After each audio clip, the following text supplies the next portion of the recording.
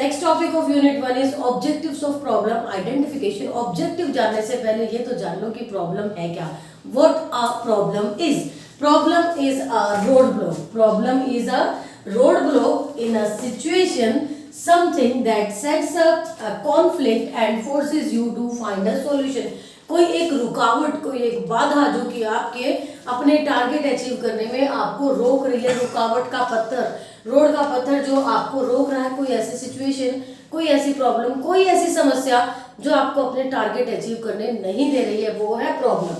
Now what is problem identification? उस road block को ढूंढ लेना ही प्रॉब्लम आइडेंटिफिकेशन है। जो समस्या आपको आगे बढ़ने से रोक रही है, उस समस्या को ढूंढ लेना ही प्रॉब्लम आइडेंटिफिकेशन है। When an entrepreneur identifies such a roadblock, he/she is said to have identified the problem. So why we identify the problem? What are the objectives of problem identification? हमारी बुक में दिए हैं 3 objectives कि हम problem identification क्यों करते हैं, इसका पर्पस क्या है। तो पहला रीजन जो बुक में दिया है, it should specifically state the problem.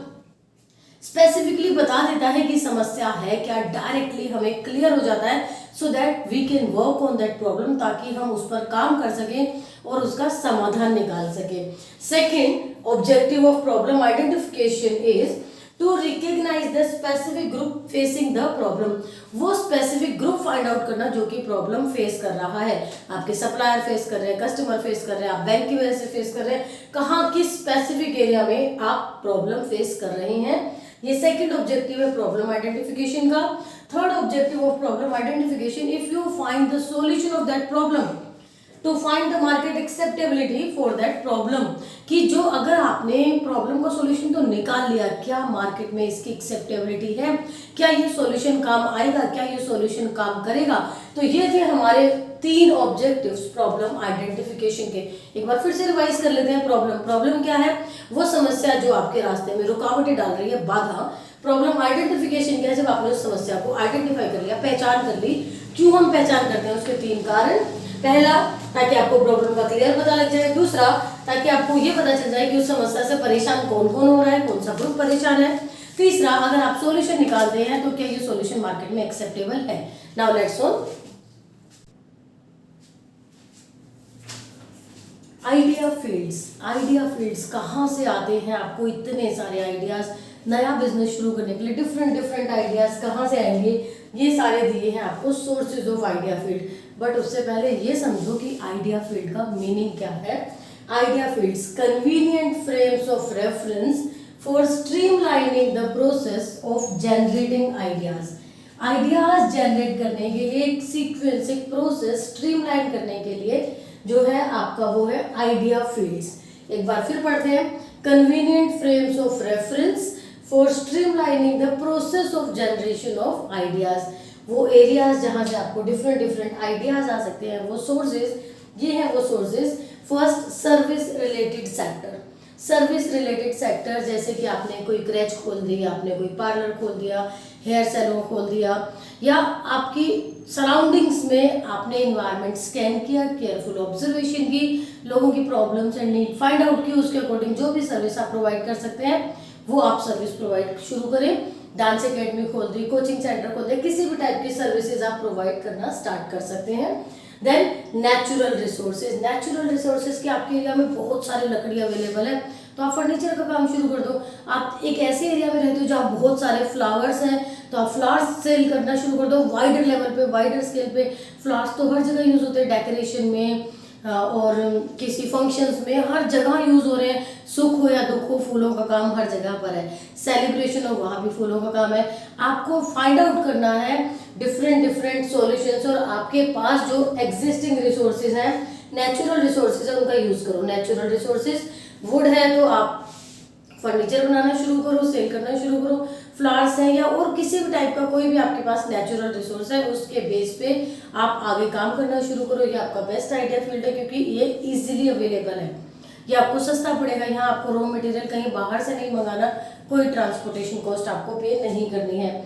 Market और डिमांड ड्रिवन एक्चुअल में लोग चाहते क्या है, इसके लिए आपको करनी पड़ेगी मार्केटिंग रिसर्च। इसके लिए आपको करनी पड़ेगी marketing research. What marketing research is to know about taste and preference of the customer. Customer की जरूरत क्या है, what is the requirement of customer, market में डिमांड किस चीज़ की है, और जिस चीज़ की डिमांड है आप वही प्रोवाइड करना शुरू कर दो, कस्टमर जरूर खरीदेंगे, क्योंकि ये तो ऑलरेडी उनकी डिमांड थी, ज़रूरत थी। तो मार्केट और demand driven. Then existing products और सर्विसेज, ऑलरेडी जो प्रोडक्ट मार्केट में है उन्हीं पे आप कैसे और काम कर सकते हो, उन पे कैसे आप आगे काम करके उन्हें और उपयोगी बना सकते हो और अच्छा बना सकते हो, ताकि लोग ज़्यादा खरीदें। जैसे कि आपका एक इंस्टीट्यूट है जहाँ आप मैथ्स पढ़ाते हो, उस इंस्टीट्यूट पे 500 बच्चे आते हैं, क्यों ना आप साथ में इंग्लिश पढ़ाना शुरू कर दो, क्योंकि जो बच्चों के पास मैथ्स है इंग्लिश तो होगी होगी, 500 नहीं पढ़ेंगे तो उसमें से 200 300 250 100 तो पढ़ेंगे। ये हो गया आपका एग्जिस्टिंग प्रोडक्ट और सर्विस को और एक्सपेंड करना। इसके बाद है ट्रेडिंग रिलेटेड आइडियाज। ट्रेड क्या होता है, एक जगह से खरीदना और दूसरी जगह बेच देना। ई कॉमर्स वेबसाइट्स इसमें आपको हेल्प कर सकती हैं, तो जैसे अमेजोन, तो ये सब आ गए आपके ट्रेडिंग रिलेटेड आइडियाज। और इसके बाद है creative efforts. Creative efforts be creative, provide creative solutions. तो क्रिएटिव एफर्ट्स भी आपका एक डिफरेंट आइडिया फील्ड है जहाँ डिफरेंट डिफरेंट क्रिएटिविटीज के साथ आप किसी भी बिजनेस लाइन में आगे बढ़ सकते हो। तो लेट्स रिवाइज, एक बार फिर से रिवाइज कर लेते हैं। सोर्सेज ऑफ आइडिया फील्ड्स, अगर हम बात करें तो एक service sector, natural resources, market और डिमांड ड्रिवन, एग्जिस्टिंग प्रोडक्ट्स और सर्विसेज, ट्रेडिंग रिलेटेड और क्रिएटिव एफर्ट्स। 6 आपके पॉइंट्स गिवन है। अब ये पेपर में कैसे आ सकता है, एक सबसे सीधा सा डायरेक्ट क्वेश्चन आ जाएगा कि आइडिया फील्ड्स क्या है और इसके सोर्सेज बता दीजिए। बट ये तो होता ही नहीं आजकल, तो ऐसा आता ही नहीं। आता कैसे, केस बेस्ड क्वेश्चन। लाइक आपको एक पूरा कंप्लीट केस स्टडी दे दिया कि से Sumalata is running an institute, she is teaching maths, 500 students are there, और यहाँ पर अब वो इंग्लिश भी पढ़ाना शुरू कर रही हैं। तो which source of idea field she used here.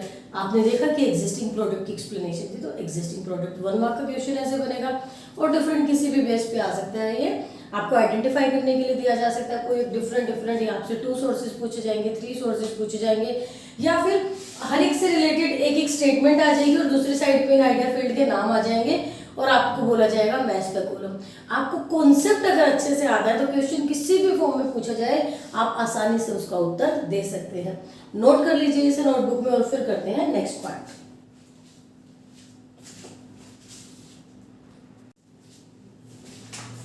This topic is conversion of idea into opportunities. अब हम सीखेंगे कि आइडिया अपॉर्चुनिटीज में कन्वर्ट कैसे होते हैं। ये स्पेसिफिक डायग्राम एक्सप्लेन कर रहा है कि आइडिया कैसे अपॉर्चुनिटी में कन्वर्ट होते हैं। सीखेंगे, ये भी सीखेंगे, बट उससे पहले आप समझ लो कि अपॉर्चुनिटी स्पॉट हो गई, एनवायरनमेंट स्कैन हो गया। अब एंटरप्रेन्योर के दिमाग में जो आइडिया था वो प्रोडक्ट की रियल शेप लेने का टाइम है। वो प्रोडक्ट रियल शेप लेगा कैसे? जब तक वो आइडिया हमारे दिमाग में था वो था बेसिक आइडिया, और इसके बाद आएगा पोस्ट स्कैनिंग आइडिया कि अब आप स्कैन कर चुके हो एनवायरनमेंट को, सब देख चुके हो। अब जो आइडिया आपके दिमाग में अभी तक भी है वो बेसिक आइडिया एनवायरनमेंट स्कैनिंग के बाद भी अगर आपके दिमाग में है तो ये हो जाएगा पोस्ट स्कैनिंग आइडियाज। इसके बाद ये एक एक्सपीरियंशियल प्रोसेस है, एक स्ट्रेटेजिक प्रोसेस है। Why we call it strategic process, क्योंकि ये स्ट्रेटेजीज लगानी पड़ेंगी जो रेड कलर से लिखी है, skills, knowledge, competence, creative thinking, ये सभी स्ट्रेटेजीज लगाकर ही हम एक प्रोडक्ट को, एक आइडिया को अपॉर्चुनिटी में कन्वर्ट कर सकते हैं, एक आइडिया को रियल शेप में ला सकते हैं एक प्रोडक्ट या सर्विस के रूप में। तो चलो अब हम डायग्राम एक्सप्लेन कर लेते हैं। डायग्राम में आपको शो किया गया है सी कि प्रोसेसिंग थ्रू, कौन सा process? Conversion of idea into opportunity. Conversion of idea into opportunity, ये जो भी प्रोसेस होगा ये कैसे होगा? क्लोज एग्जामिनेशन से, बहुत केयरफुल एग्जामिनेशन करना आपने एनवायरनमेंट को, स्टडी को, टेक्नोलॉजी को, साथ में इवैल्यूएशन करना है, हर चीज को चेक करना है आपने। इवैल्यूएशन के साथ आप एनालाइज करेंगे, careful reading, study, comparison and synthesise करेंगे पूरी कंप्लीट इंफॉर्मेशन को। इसके लिए आपको चाहिए होगी स्किल्स, आपको चाहिए होगा नॉलेज, आपको चाहिए होगी competencies. Competencies means helps one to perform better than others, और आपको चाहिए creative thinking so that you can create a different products, a different from others. Be creative, be innovative. तो this is a complete diagram which is explaining conversion of idea into opportunity. Draw it in your notebook.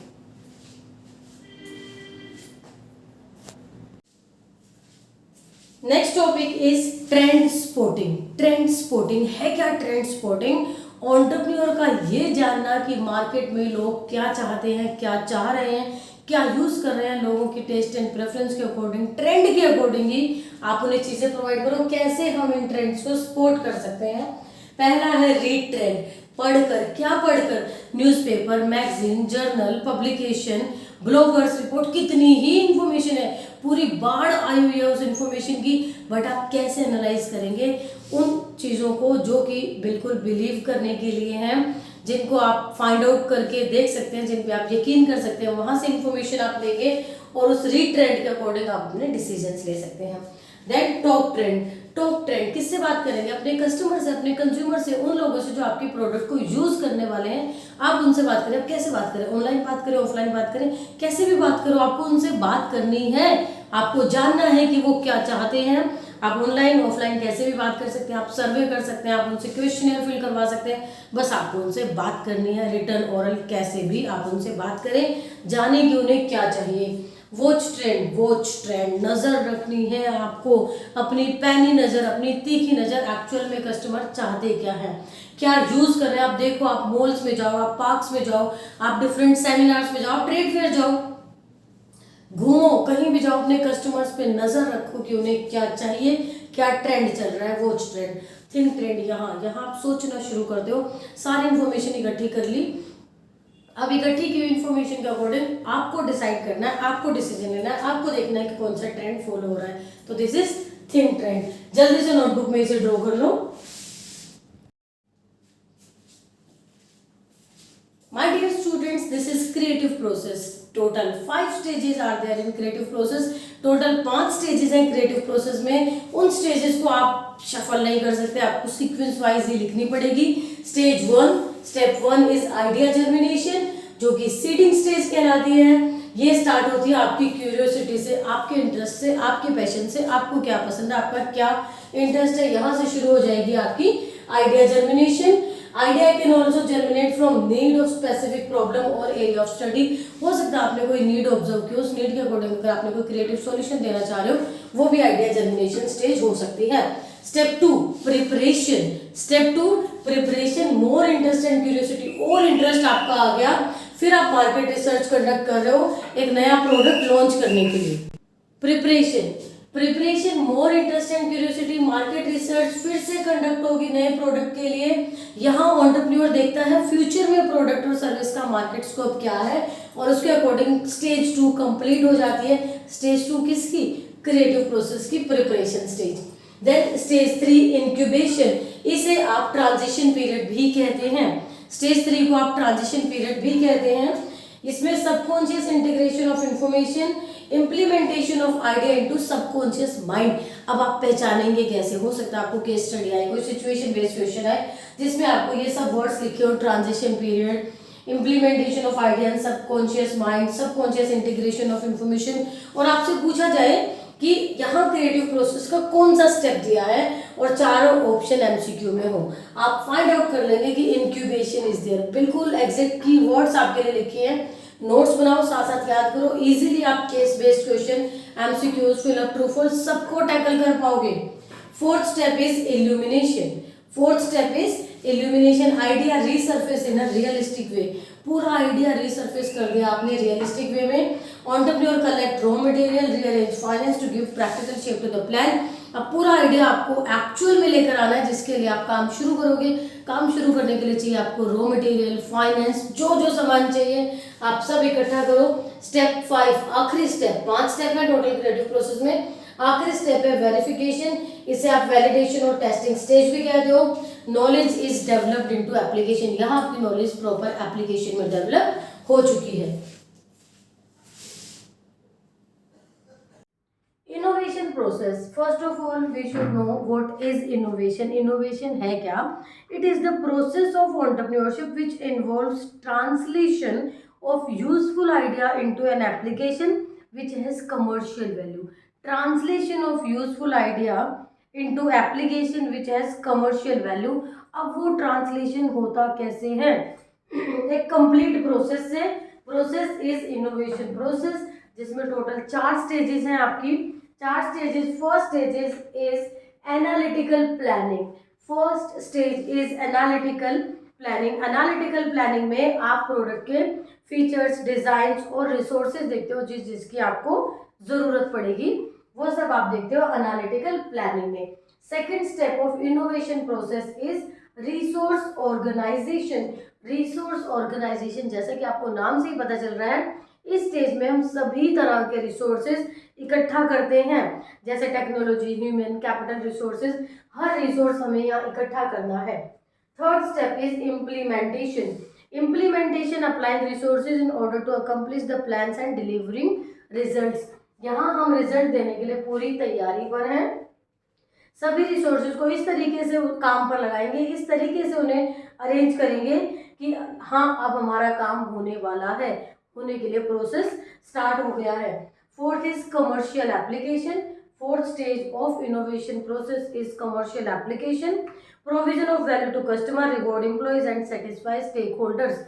यहाँ आप customers को सामान दे देते हो क्योंकि सामान बन चुका है, एम्प्लॉयज आपके सेटिस्फाई हैं, and stakeholders. What stakeholders means कोई भी जो आपके बिजनेस में इंटरेस्ट रखता है, चाहे वो एंटरप्रेन्योर हो, एंटरप्रेन्योर के अलावा चाहे एम्प्लॉय हो, कस्टमर हो, बैंक हो, आपके शेयर होल्डर्स हो, कोई भी, उन सभी को आपको सेटिस्फाई रखना है।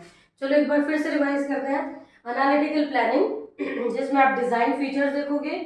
ऑर्गेनाइजिंग, रिसोर्स ऑर्गेनाइजिंग, सभी रिसोर्सेज आपको इकट्ठे करने हैं। इम्प्लीमेंटेशन, उन सभी रिसोर्सेज को काम पे लगा देना है। और कमर्शियल एप्लीकेशन, यहाँ आपको वैल्यू टू कस्टमर, आपके एम्प्लॉयज को रिवॉर्ड देना और अपने स्टेक होल्डर्स को सेटिस्फाई करना। कंप्लीट। चैप्टर के लास्ट में है सिलेक्टिंग द राइट अपॉर्चुनिटी। यहाँ आप राइट अपॉर्चुनिटी को सिलेक्ट कर लो, बट कैसे? एनवायरमेंट स्कैन करके। चैप्टर कंप्लीट, नोट डाउन कर लिया होगा आपने। अब रिवाइज करेंगे। तरीका क्या है? जो मैंने आपको पढ़ाया वो सारा आपने लिखा, रीड करना, रिवाइज करना। ये जो एनसीईआरटी बुक आपने डाउनलोड की है डिस्क्रिप्शन से, इससे पूरा चैप्टर रीड करना है। और इसके साथ आपको क्या करना है, पुराने सीबीएसई पेपर्स के इस चैप्टर के सभी क्वेश्चंस कंप्लीट कर लेने हैं। All the best, thank you.